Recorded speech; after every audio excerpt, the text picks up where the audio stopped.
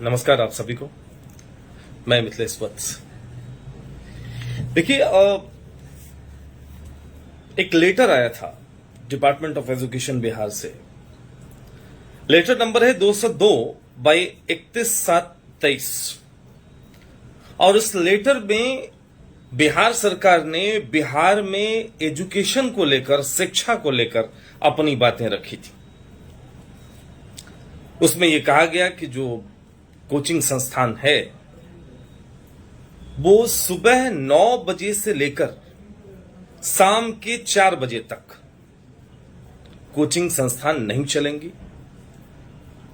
Coaching संस्थान को बंद करके उनका एक मकसद है बिहार सरकार का कि बच्चे सरकारी स्कूल्स में पहुंचे। बहुत अच्छी बात है, निश्चित तौर पर पहुंचनी चाहिए, उसमें हम सबों का एक तरह से सहयोग रहेगा, इसमें कहीं कोई डाउट की बात नहीं है। बट सबसे बड़ी बात है कि ये violation of fundamental right, article 21 और आर्टिकल 19 को हम देखते हैं तो ये वायलेशन ऑफ फंडामेंटल राइट है हमारा। जितने भी इंस्टीट्यूशंस हैं वो जीएसटी पे करते हैं।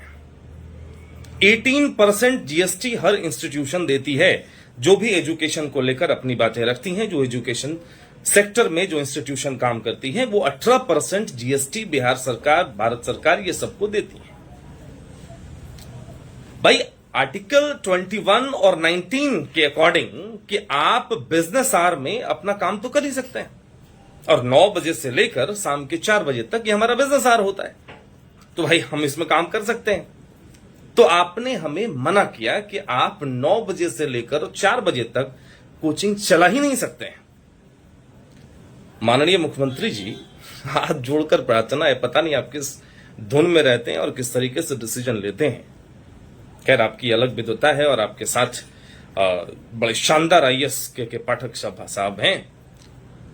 सोच बेहतरीन है, बहुत बढ़िया बात है। बिहार के एजुकेशन में सुधार की जरूरत तो है ही और होनी ही चाहिए, क्यों नहीं होनी चाहिए।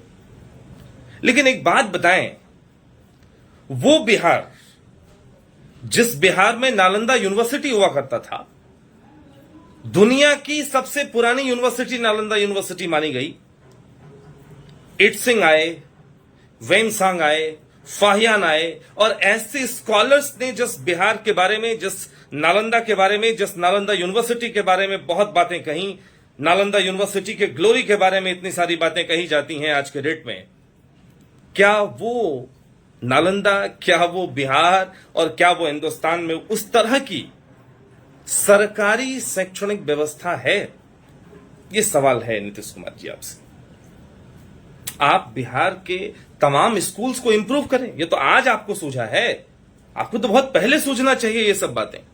बहुत अच्छी बात है, आप उसको इंप्रूव करिए, लेकिन इंप्रूव कैसे होगा? कि मतलब आप कोचिंग को बंद कर देंगे और उसके बाद इंप्रूव करेंगे? मान के चलिए, कोचिंग बच्चे क्यों आते हैं हमको ये बताएं। कोचिंग बच्चे इसलिए आते हैं माननीय कि उनको स्कूल में वो जो पढ़ाई लेवल चाहते हैं वो पढ़ाई का लेवल उनको मुहैया नहीं होता है। That is why they come to the coachings. और जब वे लोग कोचिंग आते हैं, कोचिंग में उनको प्रॉपर एजुकेशन दी जाती है। आपकी वो व्यवस्था जो आपने बनाई है एजुकेशन को लेकर स्कूल में, वो कहीं ना कहीं ठीक नहीं चल रही है। इसी वजह से बच्चे आते हैं ना। तो आप किसी और को सप्रेस करके किसी एक चीज को कैसे उठा सकते हैं? क्या आपके स्कूल्स का अचानक से अमूलचूल परिवर्तन हो जाएगा? क्या यह संभव है? निश्चित तौर पर नहीं।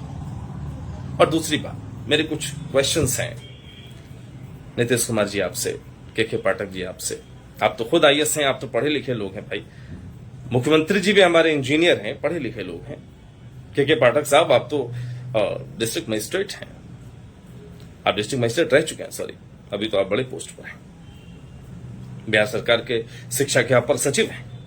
हमारा एक सवाल है, एक बात बताएं, आपने जो ये सिस्टम बनाया कि सुबह 9 बजे से लेकर 4 बजे तक कोचिंग संस्थानें बंद रहेंगी ताकि हमारे स्कूल्स में बच्चे पहुंचे, तो माननीय हमें यह बताया जाए कि नेशनल ओपन स्कूल के बच्चे भी हमारे पास पढ़ते हैं।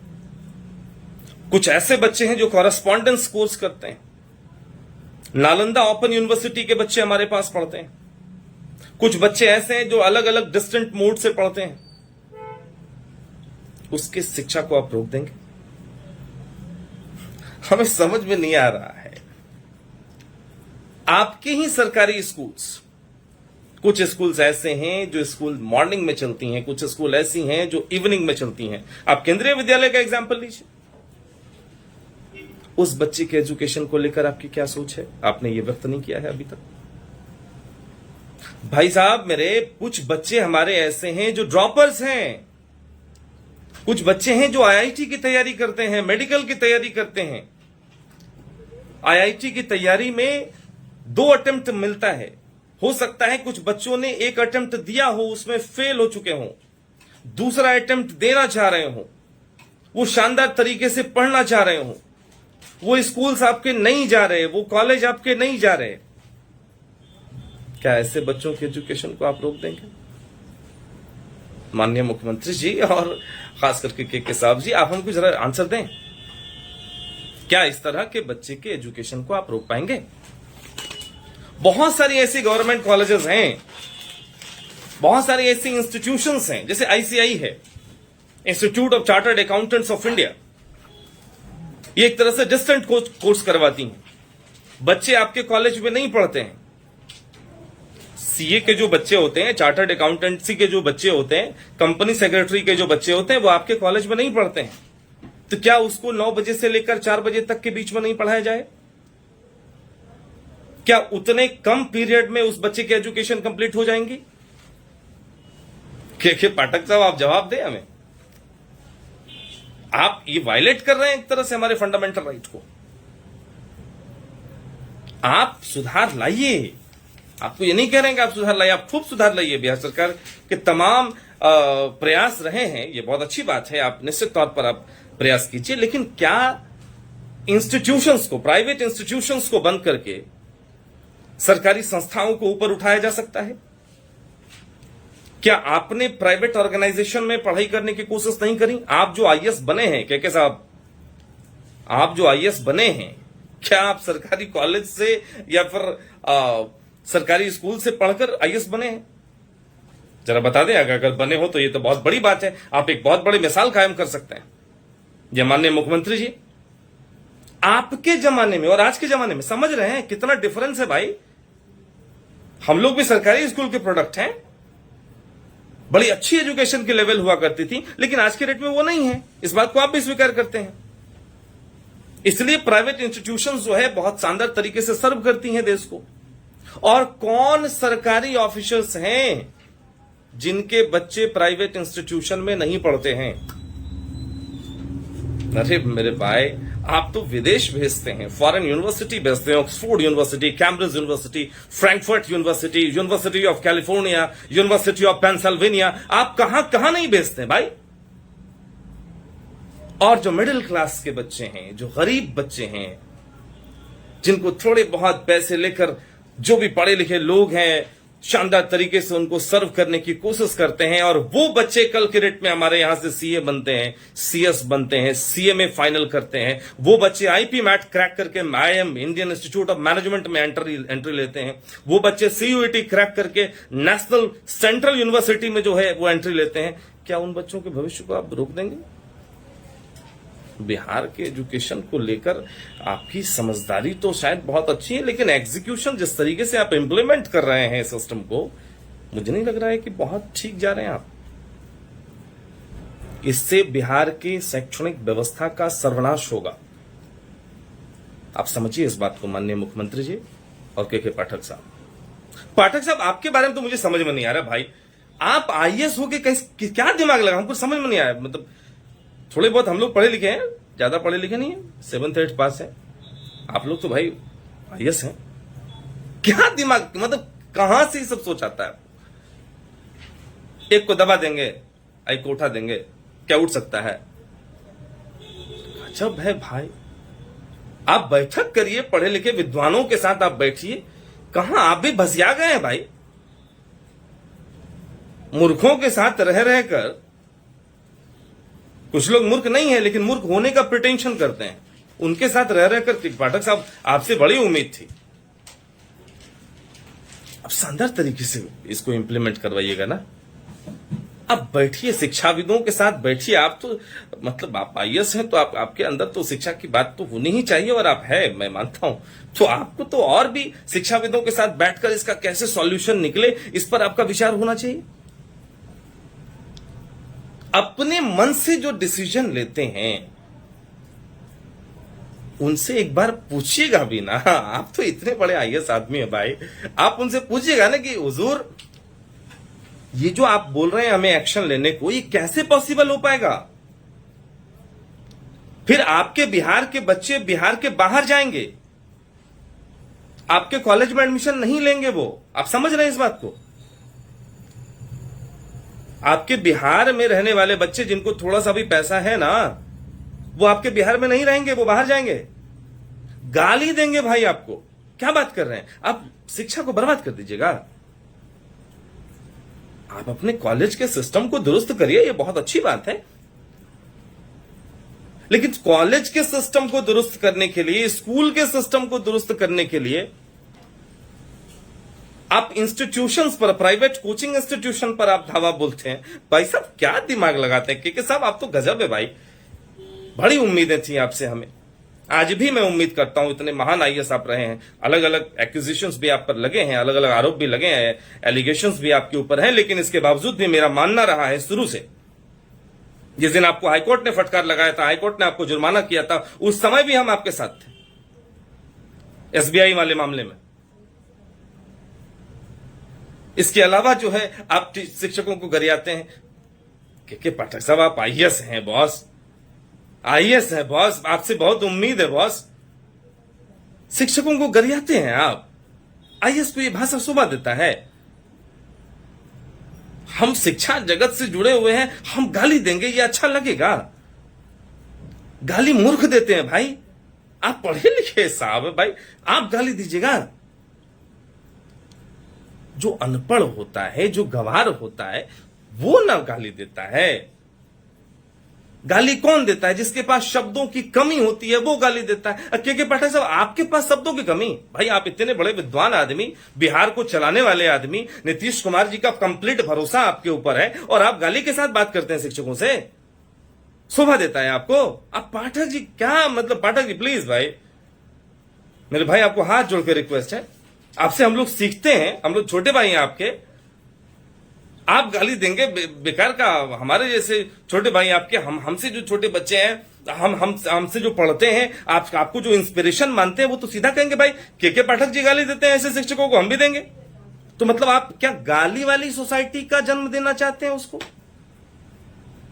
ऐसा मत करिए। एक तो हमारे मुख्यमंत्री जी हैं, पता नहीं किस नशा में रहते हैं। मैं नशा इन द सेंस ऑफ कि मैं वो नशा, जनरल नशा की बात नहीं कर रहा हूं, मैं एक अलग लेवल की नशा की बात कर रहा हूं। आप सबको मालूम है उनका अपना एक अलग नशा है।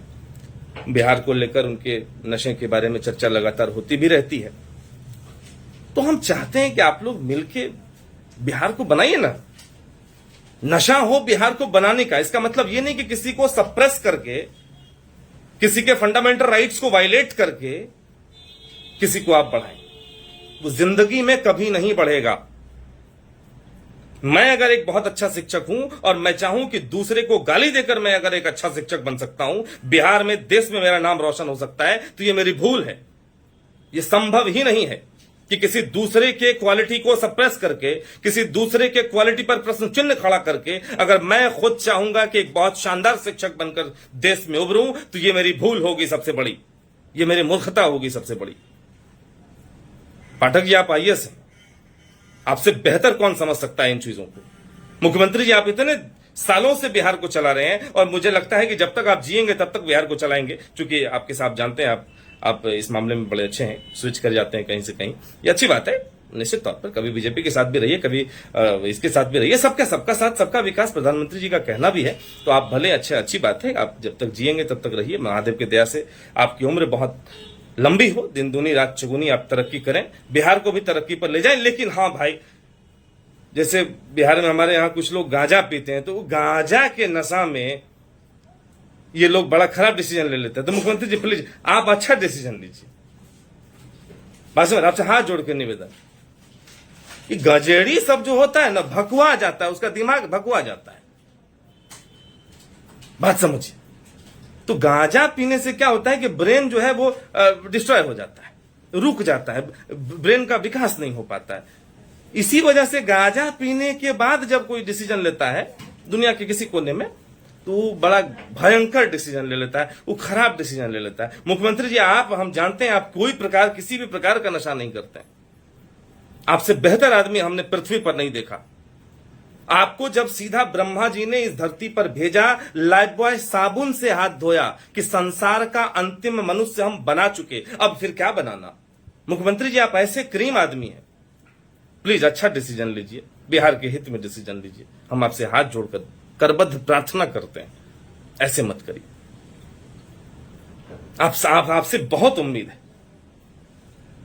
के पाठक साहब, आप खैर भाई, मैं बड़े भाई होने के नाते आपको मैं बार बार, आप बड़े भाई हैं हमारे, हम छोटे भाई हैं, हम आपको बार बार कहते हैं, अनुरोध करते हैं के पाठक साहब, आप आईएएस हैं, आईएएस से हम गाली नहीं सुन सकते हैं भाई। तब आप काहे तब मूर्खे रहते, काहे आईएएस बने भाई। टीचर को गाली देते हैं, हाँ, वो टीचर जो आपको बनाया है। हे भगवान, कहां है पाठक साहब, कहां फंसे आप, हमको समझ में नहीं आ रहा है। कुछ लोग गजड़ी हैं, मैं मानता हूं कुछ लोग गजड़ी हैं, गांजा पीते हैं, उनसे गलत डिसीजन हो सकता है, लेकिन आप तो खैर आइए से भाई, आप टीचर को गाली देंगे? जिस टीचर ने हमको बनाया, हम उस टीचर को गाली देंगे भाई? शिक्षक समाज का आईना होता है। के पाठक साहब, आपसे बढ़िया कौन जान सकता है। आपको जिस शिक्षक ने आईएएस बना दिया, मैं उन शिक्षकों को यहीं से प्रणाम करता हूं। अगर वो जिंदा है तो महादेव की दया से वो स्वस्थ रहें, और अगर इस पृथ्वी पर ना हो तो भगवान उनकी आत्मा को शांति दे। ऐसे शिक्षकों को मेरा प्रणाम, जिन्होंने के पाठक जैसे आईएएस को इस धरती पर पैदा किया है। शिक्षकों से बढ़कर कुछ नहीं होता है। हमारे डॉक्टर एपीजे अब कलाम साहब ने क्या कहा कि teaching is the profession that creates all the professions in the world. Teaching is the creation of directly God. A teacher is the creator of all the professions in the world. And you know it very well, K. Parakh Sahab. You are an IAS officer. You must know about it. What did our former president, Dr. APJ Kalam Sahab, say about the teacher, about the teaching profession? Teaching is a profession that creates all the professions in the world. K. Parakh Sahab, you must know. And I know that very well, yet that you are knowing it very well, but you are pretending not to know anything. That is absolutely wrong, Parakh Sahab. You must understand. You don't have any right to defame the teachers. You don't have a right to violate the fundamental rights that has been given by the Indian Constitution to us. I'm talking about Article 21 and I'm talking about Article 19. That gives us permission, that gives us allowance to perform our duty during the business hour. Mr. K. Padak, you must understand that. And you cannot ignore the grievances of the teachers. You cannot ignore the grievances of the students of Bihar. You must understand that. You are an IAS officer and you must know it very well. That you don't have a right to destroy the futures of the future generation. It is absolutely wrong. And we Biharis don't accept it. And we will never accept it till our last breath. Mr. K. Padak Sahab, you must understand that. You are blaming the teachers. You are blaming the institutions. Mr. K. Padak Sahab, you are an IAS. A teacher has created you. A teacher has created you in this world. A teacher has made you IAS officer. And you are blaming, you are abusing the teachers. It is absolutely wrong, K. Padak Sahab. And Mr. Chief Minister of Bihar, I'm sorry to say, this is absolutely wrong. We have to understand it. If we want to make a stronger Bihar, if we want to make a developed Bihar, we have to understand the fundamental systems. We should not violate the constitutions. That constitution that our ancestors gave to us with a great hope, with a great expectation that India will rise again. Bihar will achieve the glory. And the very same Bihar that had the Nalanda University in the past, will achieve absolutely brilliant success in future. Yes, Mr. K.K. Parakh Sahab, I am saying right, and you must understand that you have also studied it. We have a glorious history in our past, and you don't have right to spoil that. You don't have right to spoil the education system of Bihar. We are with you. If you will ask the help, the teachers of Bihar will help you. They will cooperate you every time. But you are going wrong, Mr. K.K. Parakh Sahab. You are going wrong, I'm sorry to say. I'm merely a teacher. But I'm just saying you, I'm just begging you, I'm appealing you. Don't take it in this way. Please, K.K. Parakh Sahab. I'm just sorry to say that it is absolutely imperative to say that don't go like that. Don't go, please. Don't go, please. K.K. Parakh Sahab, you are spoiling the future of Bihar. They will migrate to any other state. They will not stay here in Bihar. You have to understand that. And Mr. Chief Minister, please, take care of your Bihar properly. You are not able to understand that they are about to migrate. What about those students who have gone their quota? How will you provide the education system, the very same education system that the Coaching Association of Bharat give to the students? It is impossible, yaar. It is impossible. We live in India. We live in Bihar. We are not living in England. We are not living in USA, where there are a large number of absolutely brilliant universities there. If we talk about Oxford University, if we talk about Cambridge University, University of California, Frankfurt University. This is Bihar, sir. Bihar में हम लोगों का सब नहीं चलता है boss. Bihar के education system को अगर सुधारना है तो रूट लेवल से सुधारना पड़ेगा भाई. इंग्लैंड अमेरिका नहीं है, ये बिहार है. ऐजा ऐसे नहीं चली. सुधारे के बाद तो धीरे से सुधारी. अचानक परिवर्तन नहीं खे होत. इस असंभव है. यह असंभव है. संभवे नहीं खे. गांजा के नशा में कुछ ना होके वाला है. ईमानदारी से सोचे के बाद अब बढ़िया से सोचबे न हुजूर तो सब कुछ हेते. के पाठक साहब, बुद्धि लगेबे न कनेटा सिस्टम में अस्थिरता के साथ तो सब कुछ हेते. बिहार विकास नहीं करते यो. समर्थन में छी हम. एना नहीं करियो भाई, गोड़ लगे छी. एना नहीं करियो, बर्बादी कह देवे की. ये सब ठीक बात नहीं है. ये सब बढ़िया बात नहीं है. सिस्टमेटिक वे में करियो, बढ़िया रह. बिहार के विकास करियो. हमरा सबके सहयोग लिया, हमरा सब समर्थन में छी. ये झूठ मूठ के बर्बाद करे के फेर में नहीं रहियो. बिहार से बच्चा माइग्रेट कर जात, दूसर स्टेट चल जा. बुझलिए. तो इन्हीं बातों के साथ मैं तमाम जितने भी हमारे साथ लोग जुड़े हुए थे, बहुत लोग हैं. आज मैं नाम कैसे लूं, मेरा दिमाग आज समझ रहे हैं आप मेरी भावनाओं को. मैं आप तमाम लोगों को प्रणाम करता हूं, जितने भी हमारे सुनने वाले हैं, जितने भी हमारे चाहने वाले हैं, जितने भी हमारे भाई हैं, सबको प्रणाम करता हूं. के पाठक साहब को मैं प्रणाम करके और नीतीश कुमार जी को प्रणाम करके मैं सिर्फ और सिर्फ अंतिम में यह अनुरोध करना चाहूंगा,